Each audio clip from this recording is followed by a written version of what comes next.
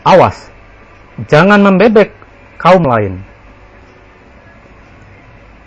Awas, demi kamu melihat kaum lain betapa mereka telah mencapai kemajuan-kemajuan dalam rencana mereka. Janganlah kemudian timbul rasa ingin di dalam dirimu mengikuti jejak mereka. Dengarlah dan maklumilah bahwa mereka terasing dan lengah dari Tuhan yang memanggil kamu datang kepadanya. Apa artinya Tuhan mereka yang sekedar wujud insan yang hina dina belaka? Oleh karena itu, pantas mereka dibiarkan berlarut-larut dalam kesesatan dan kelalaian. Aku tidak bermaksud mencegah kamu dari berusaha mencari dan memperoleh kebahagiaan-kebahagiaan duniawi. Melainkan, jangan hendaknya mengikuti cara-cara mereka yang memandang kehidupan dunia ini sebagai segala-galanya.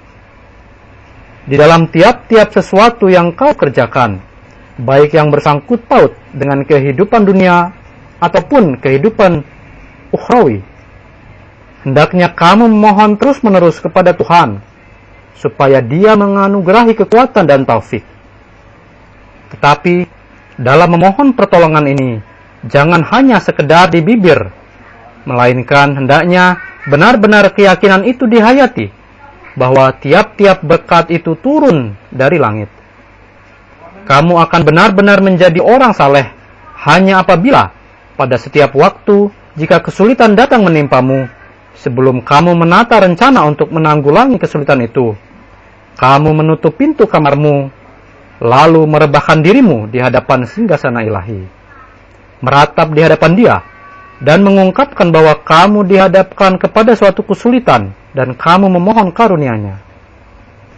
Maka, niscayalah Rohul Kudus akan menolongmu, dan dengan jalan gaib, Dia akan membukakan pintu jalan keluar bagimu.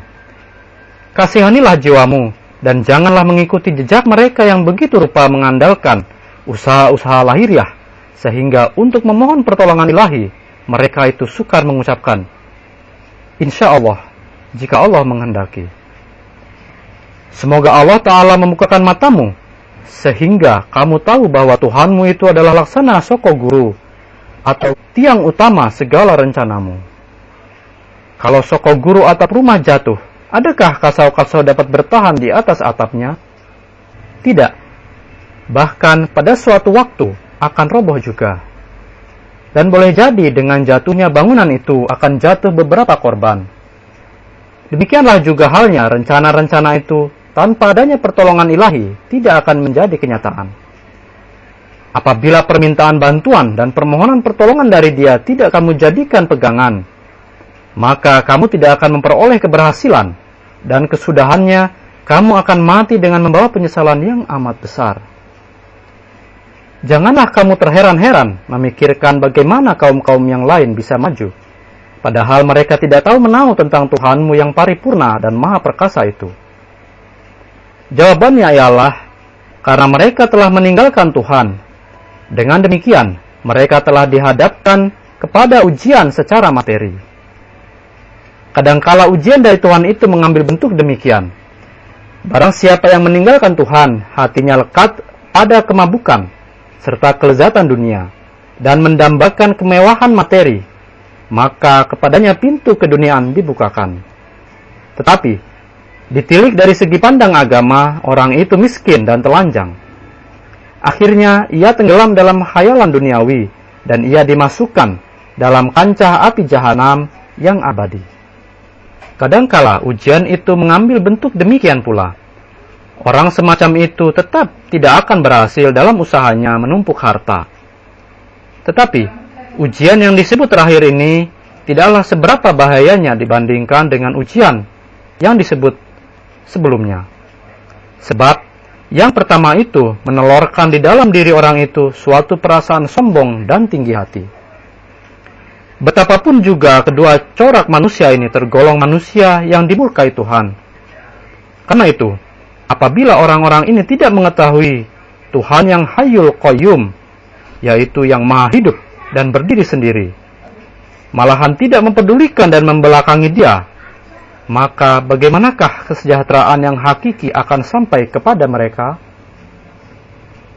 Berbahagialah orang yang mengerti rahasia ini, dan sebaliknya, binasalah orang yang tidak mengerti rahasia ini. Demikianlah hendaknya kamu jangan mengikuti jejak para ahli filsafat dunia, dan jangan hendaknya menjadi silau matamu dan terpesona oleh ketenaran dan kehormatan mereka, sebab semua itu hanyalah bukti kebodohan mereka belaka.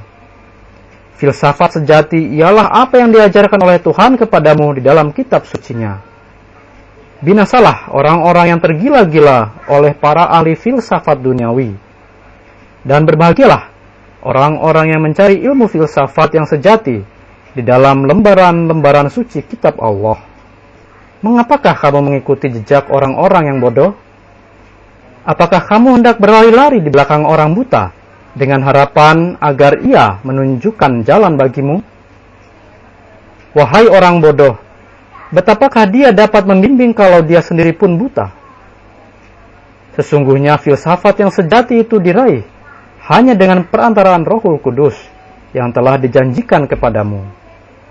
Dengan perantaraan roh itu, kamu akan menjangkau ilmu-ilmu yang kudus, dan orang lain tidak akan meraihnya. Kalau kamu bermohon dengan kesungguhan hati, niscaya kamu akan memperoleh ilmu-ilmu itu, dan kemudian kamu akan menyadari bahwa itulah sebenar-benarnya ilmu yang memberi kesegaran dan kehidupan baru, dan menyampaikan kamu ke puncak menara keyakinan. Bagaimanakah orang yang suka memakan bangkai akan dapat menyuguhkan makanan yang bersih murni? Bagaimanakah orang yang buta akan dapat memperlihatkan sesuatu? Setiap hikmah yang suci datangnya dari langit. Maka apakah yang dapat kamu cari dari orang-orang duniawi? Orang-orang yang mewarisi hikmah adalah mereka yang rohnya lepas terbang tinggi menjurus ke langit. Bagaimanakah mereka yang tidak mempunyai kepuasan di dalam hati mereka akan dapat memberikan ketentraman batin kepadamu? Akan tetapi hal yang penting ialah kebersihan hati. Lebih dahulu dan yang utama ialah kelurusan dan kejernihan hati. Kemudian sesudah itu kamu baru akan memperoleh segala sesuatu yang kamu ingini.